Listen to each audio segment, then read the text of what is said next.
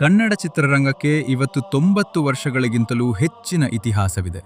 ಆದರೆ ಕನ್ನಡದ ಅತ್ಯಂತ ಮೊದಲ ಟಾಕಿ ಸಿನಿಮಾ ಯಾವುದು?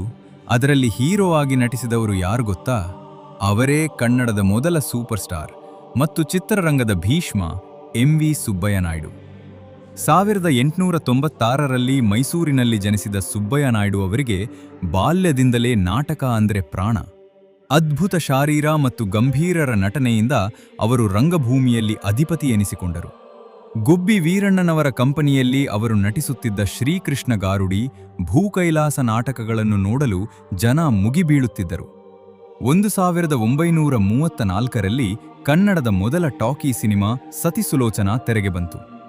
ಇದರಲ್ಲಿ ರಾವಣನ ಮಗ ಇಂದ್ರಜೀತ್ ಪಾತ್ರದಲ್ಲಿ ಸುಬ್ಬಯ್ಯ ನಾಯ್ಡು ನಟಿಸಿದರು. ಆ ಕಾಲದಲ್ಲೇ ಈ ಸಿನಿಮಾ ಥಿಯೇಟರ್ಗಳಲ್ಲಿ ಸತತ 6 ವಾರ ಪ್ರದರ್ಶನ ಕಂಡು ಇತಿಹಾಸ ಸೃಷ್ಟಿಸಿತು. ಆ ಮೂಲಕ ಸುಬ್ಬಯ್ಯ ನಾಯ್ಡು ಕನ್ನಡದ ಮೊದಲ ಅಧಿಕೃತ ಬೆಳ್ಳಿಪರದೆಯ ನಾಯಕರಾದರು. ಕೇವಲ ನಟನೆಯಷ್ಟೇ ಅಲ್ಲ, ಅವರು ಕರ್ನಾಟಕ ಕಲಾವೈಭವ ನಾಟಕ ಮಂಡಳಿ ಕಟ್ಟಿ ದೇಶಾದ್ಯಂತ ಪ್ರದರ್ಶನ ನೀಡಿದರು. 1958ರಲ್ಲಿ ಬಿಡುಗಡೆಯಾದ ಅವರ ಭೂಕೈಲಾಸ ಸಿನಿಮಾ ಇಂದಿಗೂ ಕ್ಲಾಸಿಕ್. ಇವರ ನಟನಾ ಪರಂಪರೆಯನ್ನು ಇವರ ಮಗ ಖ್ಯಾತ ನಟ ಲೋಕೇಶ್ ಮತ್ತು ಮೊಮ್ಮಗ ಸೃಜನ್ ಲೋಕೇಶ್ ಇವತ್ತಿಗೂ ಮುಂದುವರಿಸಿಕೊಂಡು ಬಂದಿದ್ದಾರೆ. ಕನ್ನಡ ಚಿತ್ರರಂಗಕ್ಕೆ ಭದ್ರ ಬುನಾದಿ ಹಾಕಿಕೊಟ್ಟ ಈ ಮಹಾನ್ ಚೇತನಕ್ಕೆ ನಮ್ಮದೊಂದು ಸಲಾಂ.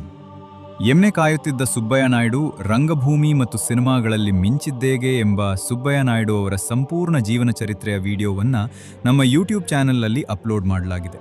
ಅದರ ಲಿಂಕ್ ಬೇಕು ಅಂದರೆ ಸುಬ್ಬಯ್ಯ ನಾಯ್ಡು ಅಂತ ಕಾಮೆಂಟ್ ಮಾಡಿ. ಮುಂದಿನ ವಿಡಿಯೋದಲ್ಲಿ ಭೇಟಿಯಾಗೋಣ. ಧನ್ಯವಾದಗಳು.